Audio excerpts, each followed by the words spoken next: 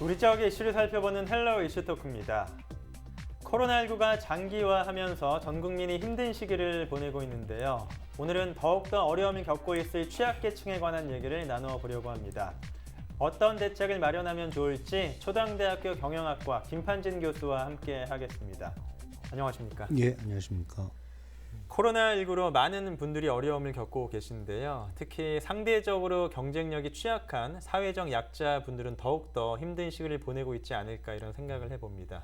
이런 분들에게 더욱더 관심을 가져야 할 것 같은데 교수님은 어떻게 보시나요? 예, 그 경찰청이 발표한 자료에 의하면 경제적으로 어려움을 겪고 있는 분들의 최근 2년 동안 자살률이 그러니까 2017년 대비 14.6%, 그러니까 약 한 15% 정도 증가했다고 그럽니다. 네. 특히 직장이 없거나 최저임금보다 낮은 소득을 얻고 있는 그 분들의 자살률이 상대적으로 높은 거로 나와 있는데요.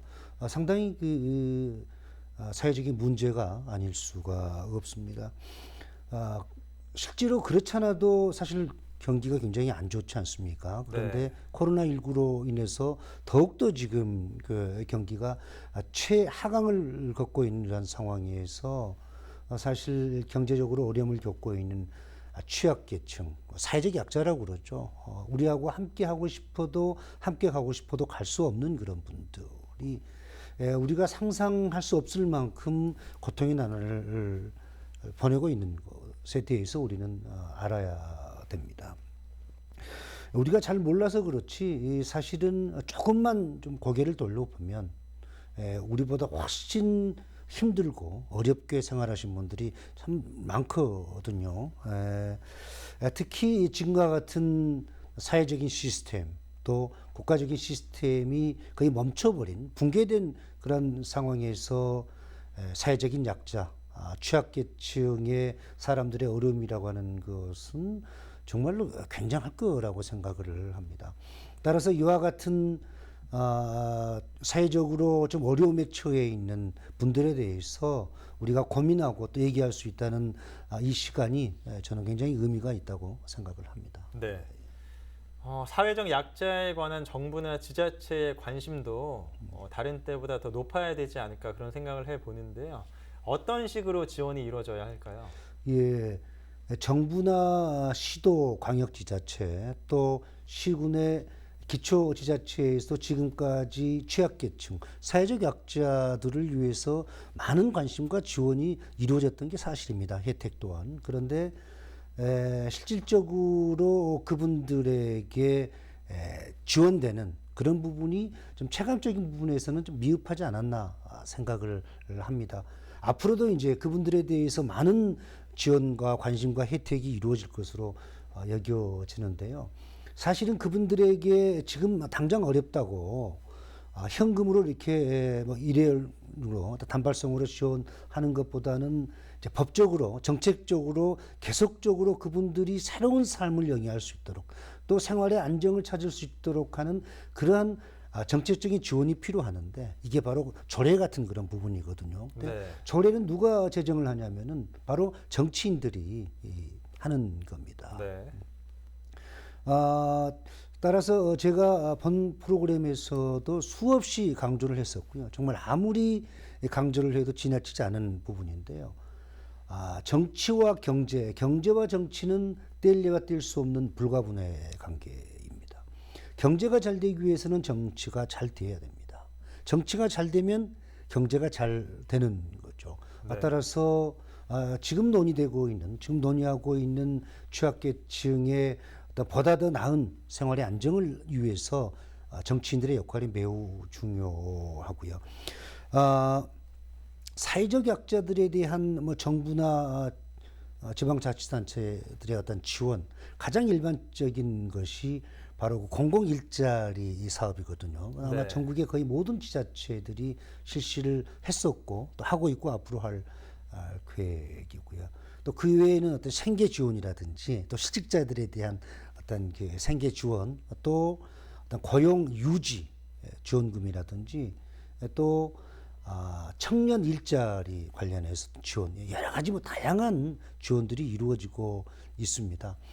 특히 이제 긴급재난지원금이라고 해서 전 국민을 대상으로 벌써 1차가 지원이 됐고요. 2차는 이제 차등 지원이 됐었는데 지금 상황에서는 어떤 국가적인 재앙, 세계적인 재앙 아닙니까? 모든 시스템이 멈춰버린 그런 상황에서 어려움에 처해 있는 이런 취약계층이라든지 경기를 활성화시키기 위해서는 정부가 돈을 가지고 지원할 수밖에 없는 거거든요. 예산을 가지고 경제를 살려야 되고 또 상대적으로 취약한 그런 계층들을 지원을 해야 되는데요.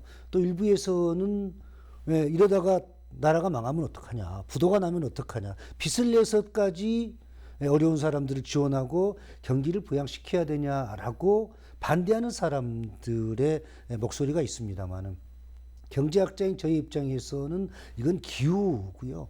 사실 더욱더 경기가 좋지 않고 많은 사람들이 일자리를 잃고 길거리에 내몰렸을 때 그때 예산을 투입해서 경기를 살리기 위해서 노력을 하고 또 그분들을 지원하기 위해서 많은 돈을 투입한다고 하는 것, 예산을 투입한다고 하는 것은 지금보다 더 몇 배 더 많은 예산이 투입될 수가 있거든요. 네. 따라서 정부의 어떤 긴급재난지원금 같은 직접적인 국민들에 대한 지원은 앞으로도 계속해서 이어질 것으로 생각을 하고요. 가까운 일본이나 미국 같은 경우는 국민들을 대상으로 직접 지원이 현금성 지원이죠. 우리나라보다 5배 이상 더 많이 주어지고 있습니다. 그렇군요. 따라서 코로나19로 인해서 많은 뭐 기업도 마찬가지고 뭐 대기업 을 제외한 뭐 중소기업이라든지 자영업자 조금 이따 말씀을 드리겠습니다. 많은 여러 분야에서 많은 분들이 어려움을 겪고 있는데요. 하여튼 정부가 지금보다는 조금 더 좀 실질적이고 좀 현실적인 그런 지원이 있었으면 좋겠습니다. 네, 오늘 코로나19에 따른 취약계층에 대한 지원에 대해서 얘기를 나누고 있는데 그럼 제가 좀 근본적인 질문을 드려보겠습니다. 우리가 사회적 약자에게 관심을 갖고 배려를 하고 왜 도와야 하는 걸까요?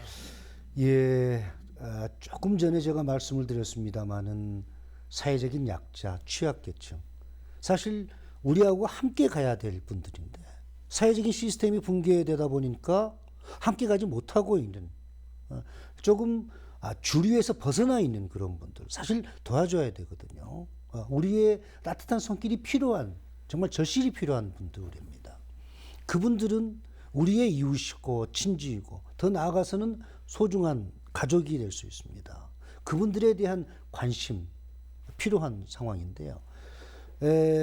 이와 같은 상황인데도 지금과 같은 어려운 시기에 오히려 어떤 그 자의가 아닌 타의에 의해서 등 떠밀리다시피 해서 이제 길거리로 내몰린 이 추운 겨울에 길거리를 방황하는 직장을 잃고 또 일을 하고 싶어도 일을 할 수 없는 분들이 지금 많은 분들이 지금 길거리를 행오하고 있는 그러한 상황입니다.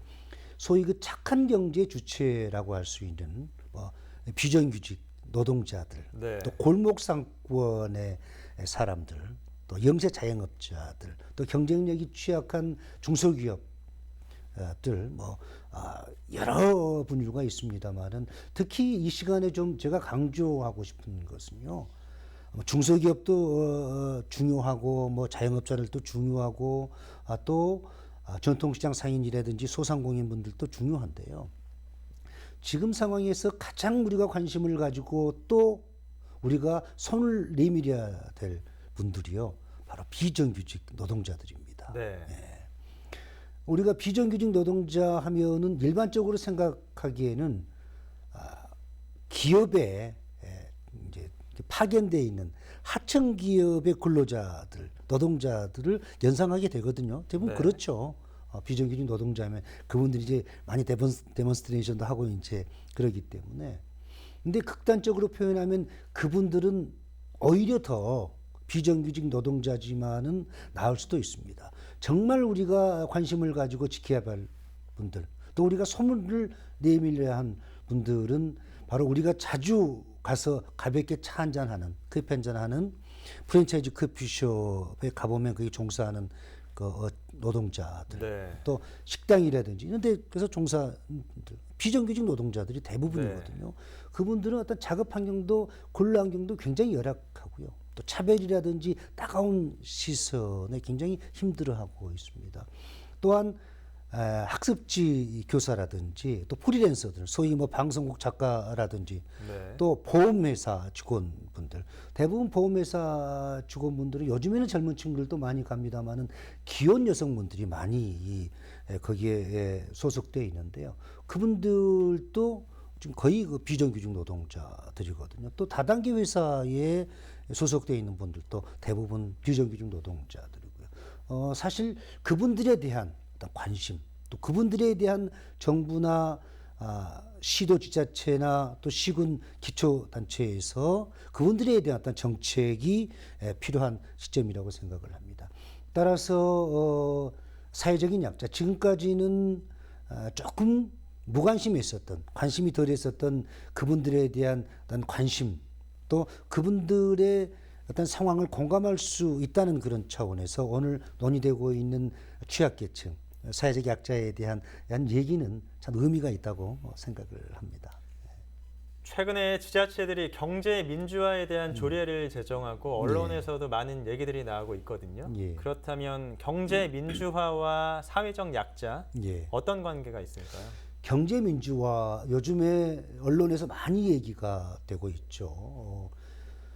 문재인 정부 출범 전에, 그러니까 후보 시절에 대선 공약으로 나왔던 사항입니다. 경제 민주화.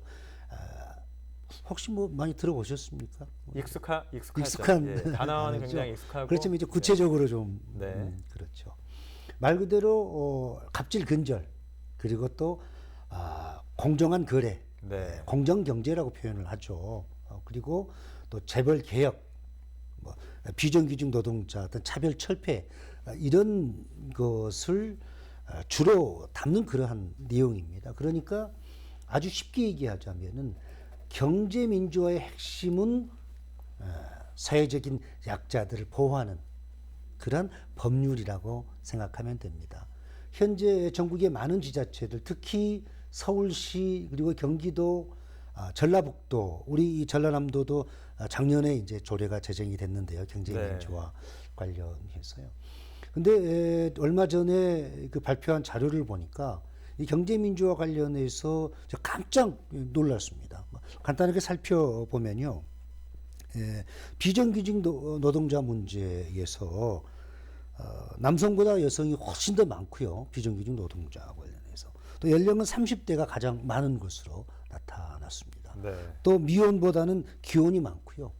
학력은 대졸보다는 전문대졸이라든지 고졸 출신들이 약 한 75% 정도 되는데, 그러니까 비정규직 노동자가 차지하는, 그러니까 전문대졸 이하가 한 75% 정도 차지하는 것으로 나타나고 있고요.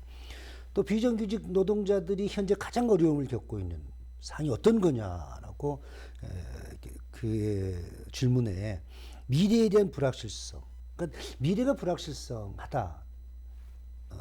이와 같은 대답이 46%로 나왔고요. 네. 우리가 그냥 일반적으로 알고 있는 경제적인 어려움, 이라고 대답하신 분들이 33%. 근데 특이한 사항은요, 9%의 응답자가, 그러니까 비정규직의 10명에 1명, 100명에 10명 정도가 어떤 그 비정규직이기 때문에 직장 내에서 어떤 차별이라든지 어떤 불공정, 이런 부분에 대해서 정신적인 스트레스를 상당히 많이 받고 있는 것으로 나와 있습니다. 네. 이 부분에 대해서는 우리가 좀 생각을 해봐야 될 것 같고요.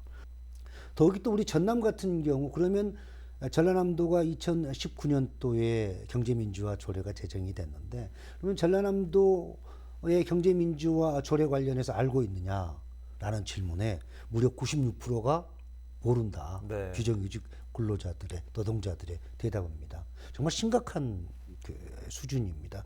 따라서 이와 같은 어떤 발표 내용을 봤을 때 우리 이 비정규직 노동자들만의 책임이 아닙니다. 우리 모두의 책임이고 조금 더 관심을 가져야 되고요. 또 스스로 비정규직 노동자들 자신들이 자신의 어떤 권리를 찾으려고 하는 그런 노력도 좀 필요하다고 생각을 합니다. 네. 비정규직에 관한 조사 내용을 말씀해 주셨는데 그렇습니다. 그중에서 연령대별로 봤을 때 예, 30대가 가장 많다는 것은 한창 일할 나이인데요. 그렇습니다. 우리가 좀 생각해봐야 할 문제가 아닌가 생각을 예, 해보고요. 그렇습니다. 그리고 최근에 이제 전남 지역의 국회의원들이 영암과 목포의 고용 위기 지역 재연장을 강력히 촉구하는 기자회견을 가졌는데요. 이거 어떤 내용이었나요? 예, 2018년 5월 달에 이제 그때 당시에는 2016년, 17년 서남권의 핵심 산업이라고 할 수 있는 조선 산업이 거의 붕괴되다시피 했습니다. 네. 따라서 뭐 고용 산업 위기 지역으로 이제 2018년 5월 달에 영암, 목포가 이제 지정이 됐었는데 이제 해남까지 포함해서 산업 위기 지역으로 지정이 돼서 작년 5월 달에 이제 올 5월 달이죠. 올 5월 달에 한번 연장이 됐습니다. 내년 이제 5월 2일까지. 네. 그런데 이제 최근에 이 서남권 출신의 6개 지역구의 국회의원분들이 국회에서 재연장, 그러니까 내년 5월 2일로 끝나는 목포시 영암군의 고용위기 지역의 재연장을 촉구하는 기자회견을 열었는데요. 네. 사실 영암, 목포 같은 경우는 주력 산업이라고 하는 조선 산업의 침체로 인해서 상당히 좀 어려움을 겪고 있는 게 사실이거든요. 근데 더욱 이제 최근에 코로나19로 인해서 더욱더 정말 심각한 정도로 어려운 상황에 처해 있는데요. 현재 우리 그 서남권의 그 목포만 한번 살펴보면요. 전국 77개 시 가운데서 고용 지표가 66입니다. 목포시가. 거의 뭐 아주 고용 지표가 낮은 수치인데요. 또 고용률도 그 55.5%로 우리 전남의 5개 시, 그러니까 여수, 순천, 광양, 나주, 목포 가운데서 가장 최하위를 기록하고 있습니다. 네. 그러니까 이 목포권, 목포를 중심으로 하는 이 서남권의 고용 환경 최하위라고 하는 거죠. 이와 같은 상황은 뭐 김종식 시장님의 잘못도 아니고 또 지역의 정치인들의 잘못도 아닙니다. 이건 지역적인 어떤 생태적인 문제이기 때문에 어쩔 수 없는 거죠. 따라서 만약에 내년 5월 3일 날 다시 이제 여부가 결정이 날 텐데요. 네. 재연장이 이루어지지 못하면 우리 지역은 심각한 아마 상황에 봉착되지 않을까 생각을 합니다. 따라서 우리 지역의 뭐 지역의 정치인들뿐만 아니라 물론 지사님이라든지 시장, 군수님은 말할 것도 없이 또 우리 이 모두가 힘을 합쳐서 우리 영암 그리고 또 목포시의 고용 위기 지역의 재연장이 될 수 있도록 좀 함께 힘을 합쳐야 될 것 같습니다. 네, 우리 지역 얘기를 좀 더 해보자면요. 전남의 서남권 지역은 특히 영세 자영업자분들의 비율이 높잖아요. 그래서 더욱더 어려움을 겪지 않을까 생각을 해보는데 어떻게 생각하시는지 말씀 들어보고요. 마지막으로 또 전남권의 경제 전망까지 들어보겠습니다. 사실은 뭐 동부권도 마찬가지겠습니다만은 우리 서남권 같은 경우는 특히 상대적으로 영세 자영업자들이 많거든요.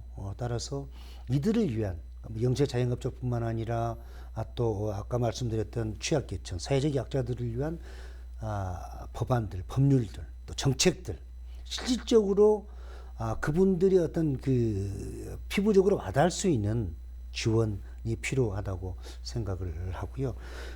끝으로 우리 지역 경제의 주춧돌의 역할을 할 수 있는 여러 가지 그런 취약 부분에 있는 그런 사람들 또 산업들에 대해서 정말 정책적인 지원이 필요하겠고요.